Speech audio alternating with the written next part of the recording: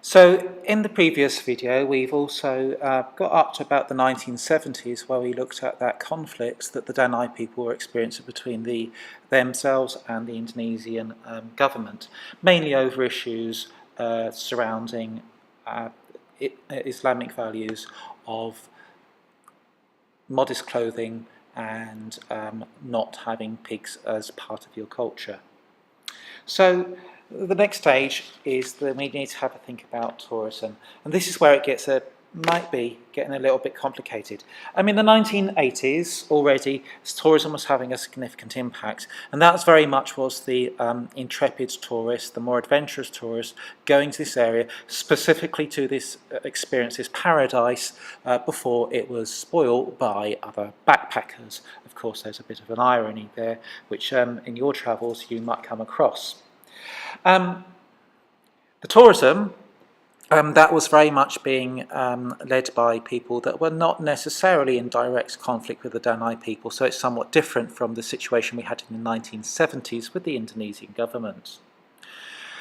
What specifically tourism did here was that they were driving people or encouraging people away from their agricultural production, so moving them away from producing the land, producing food from the land, and living within their limits of their physical environment.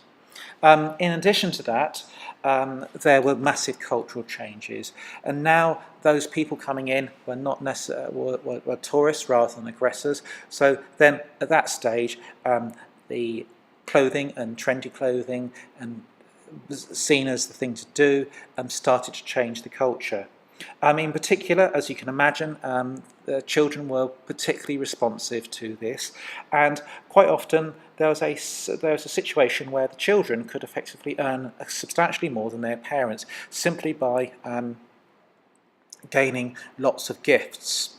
So this really destabilizes the whole hierarchy of the society, and can cause problems with relationships between the parents and their children. It did shift the society from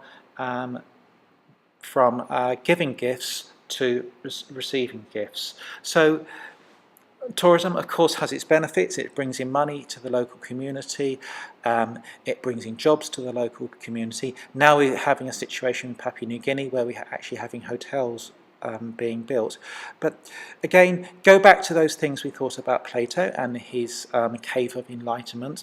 Was this a necessary and painful journey of enlightenment for the Dani people of Papua New Guinea, or was it something that shouldn't have been really started in the first place?